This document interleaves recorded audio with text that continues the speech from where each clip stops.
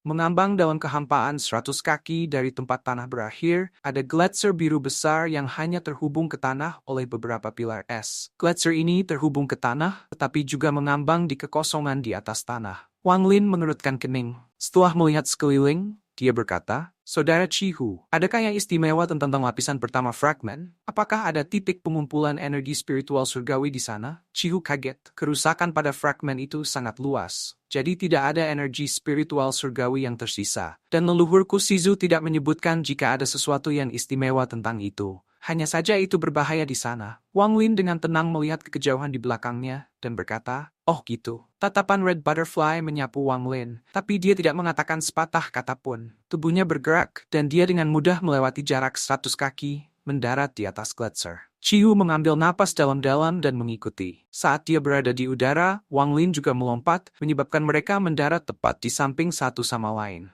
Saat dia mendarat, gelombang energi dingin memasuki tubuhnya melalui kakinya. Dia dengan cepat memindahkan energi spiritualnya dan energi dinginnya dikeluarkan. Chiu tersenyum. "Kami akan membutuhkan teknik Red Butterfly di sini. Tolong jangan menahan diri." Red Butterfly tidak mengatakan sepatah kata pun. Dia terbang ke depan sementara Chihu tersenyum puas diri pada Wang Lin. Red Butterfly terbang sangat cepat melintasi gletser.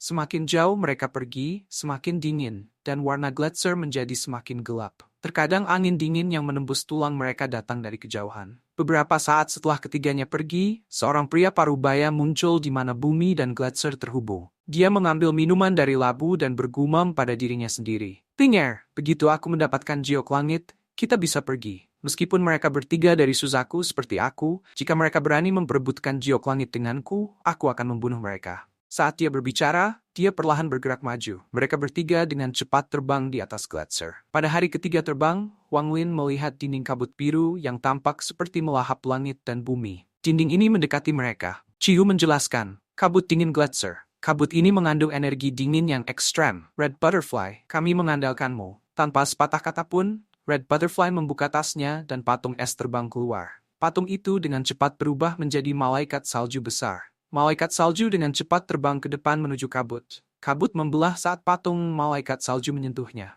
Chihu tertawa. "Patung es malaikat salju Red Butterfly sungguh menakjubkan. Saya terkesan." Tatapan Wang Lin tenang saat dia dengan hati-hati melihat patung malaikat salju. Di dalamnya, dia bisa melihat lebih dari 100 kapal bergerak, serta yang redup yang belum diaktifkan. Wang Lin berpikir, ini pasti harta penting di Shuiyu. Itu memiliki efek yang sama dengan patung es setengah ular setengah manusia itu.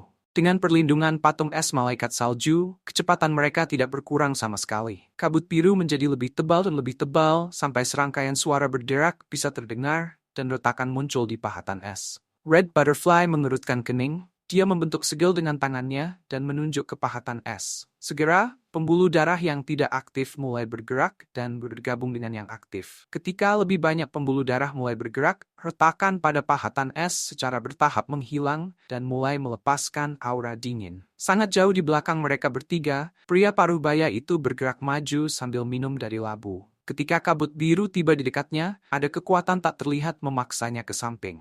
Ketika kabut menjadi sangat padat, pria parubaya itu sesekali mengeluarkan seteguk minuman keras yang diminumnya. Akan ada suara mendis, seperti ketika minyak panas bersentuhan dengan es, dan kabut dengan cepat menghilang. "Ting-er, tubuhmu 10.000 kali lebih dingin dari kabut ini. Tubuhmu masih lebih baik. Ketika saya memeluk Anda, saya merasa tenang." Setelah beberapa hari, kabut biru itu memudar. Dalam beberapa hari ini, Red Butterfly harus menggunakan total 3 patung es. Menjelang akhir, kabut semakin tebal. Bahkan ada lapisan kabut ungu yang langsung menghancurkan patung es. Red Butterfly harus memanggil harta karun hidupnya, mawar yang indah itu, untuk dapat menahannya. Energi spiritual di tubuhnya habis dan wajahnya pucat.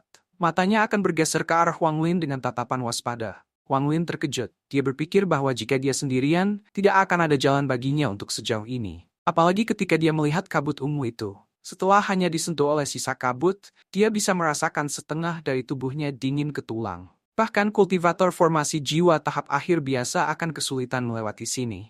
Hanya seseorang seperti Red Butterfly yang memiliki metode kultivasi berbasis es yang dapat dengan aman melewati sini. Chihu pasti mempertimbangkan ini sebelum meminta Red Butterfly untuk bergabung. Waktu perlahan berlalu, dan mereka akhirnya pergi ke sisi lain dari kabut biru. Ketika mereka tiba di tepi gletser, Red Butterfly dengan dingin berkata, Saya telah melakukan pekerjaan saya. Mulai sekarang, saya tidak akan bertindak lagi. Chiu tertawa ketika dia menggenggam tangannya dengan tulus. Red Butterfly, kamu bisa mengandalkan kami. Selama beberapa hari terakhir, Anda menghabiskan banyak energi spiritual.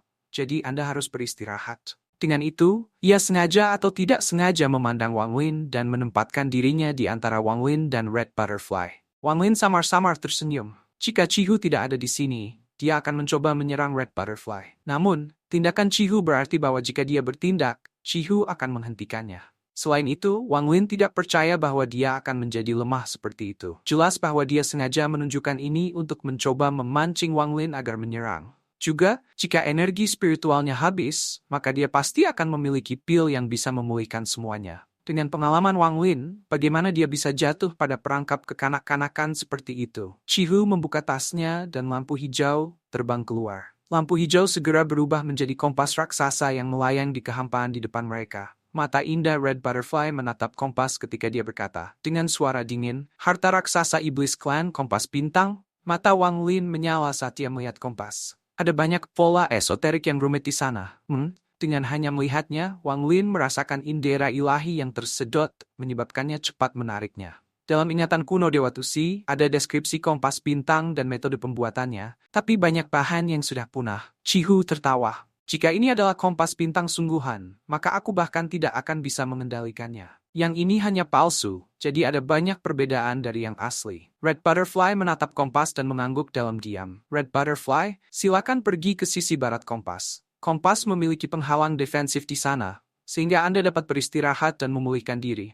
Saya berjanji bahwa tidak ada yang akan mengganggu Anda selama perjalanan ini melalui kekosongan. Saat Chihu berbicara, dia berbalik ke Wang Lin dan tersenyum. Red Butterfly tidak mengatakan sepatah kata pun ketika dia melompat ke kompas dan duduk di ujung barat. Segera setelah dia duduk, layar hijau menyala mengelilinginya. Saudara Cheng, saya ingin Anda mengendalikan ujung timur dan menggunakan jiwa-jiwa Anda untuk mengintai sekeliling. Jika Anda menemukan ketidaknormalan, beritahu saya agar saya dapat menghindarinya. Anda tidak boleh menyebarkan perasaan ilahi Anda dalam kekosongan karena melakukan hal itu akan membawa bencana. Ini adalah sesuatu yang dikatakan leluhur saya, Shizu.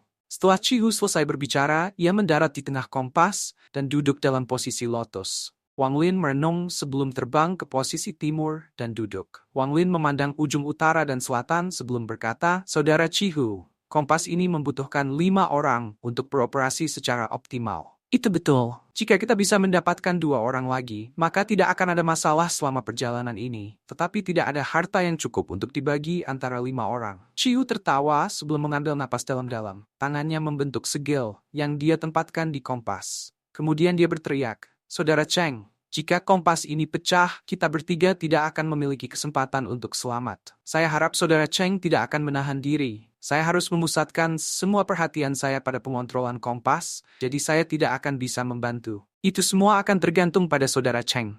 Wang Lin mengangguk. Bendera pembatasan muncul dan mengelilinginya dalam kabut hitam. Jika Chihu atau Red Butterfly akan menyerangnya ketika dia berurusan dengan hal-hal, maka bendera pembatasan dapat melindunginya sejenak, memberinya waktu untuk melawan. Tindakan pencegahan semacam ini diperlukan apapun yang terjadi.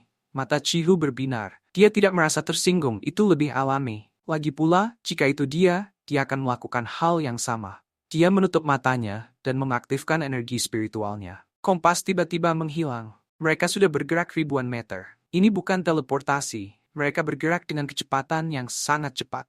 Saat Chihu mengaktifkan kompas bintang, kekuatan misterius mengelilingi bagian atas kompas. Di bawah pengaruh kekuatan misterius, Wang Lin bisa merasakan bahwa perasaan ilahinya telah bergabung dengan kompas. Tidak hanya miliknya, tetapi perasaan ilahi Chihu dan Red Butterfly juga ada di sini. Panca indera 3 orang semuanya berada dalam kekuatan misterius ini. Perasaan ilahi Chihu mengirimkan pesan yang mengatakan, Red Butterfly, Saudara Cheng, jangan terkejut. Ini adalah operasi normal untuk kompas bintang. Ketika kompas bintang sedang digunakan, kita tidak dapat berbicara. Kita hanya bisa berkomunikasi melalui indera ilahi kita. Saudara Cheng, ini adalah peta bintang. Setelah Anda menghafalnya, kirimkan jiwa-jiwa. Setelah Anda menemukan kelainan, tolong beritahu saya. Peta yang tercakup dalam titik-titik yang tak terhitung jumlahnya muncul di dalam kekuatan misterius dan segera terdeteksi oleh Wang Lin. Dia melihat sebelum menunjuk alisnya. Tiba-tiba, 6 dari jiwa-jiwa yang berkeliaran keluar dan menyebar ke lingkungan. Kompas bintang ini sangat menakjubkan. Ini adalah harta yang harus dimiliki jika saya ingin bepergian di antara bintang-bintang. Jika ada kesempatan di masa depan, saya akan mencari satu. Sangat menyedihkan bahwa saya tidak memiliki bahan untuk membuatnya, walaupun saya memiliki metode pembuatan. Kalau tidak, akan lebih baik untuk memperbaikinya sendiri. Wang Lin sangat tertarik pada kompas bintang. Kecepatan kompas ini melampaui ekspektasinya. Dalam sekejap mata, itu sudah menghilang tanpa jejak. Ada ribuan jiwa yang berkeliaran di sekitar kompas.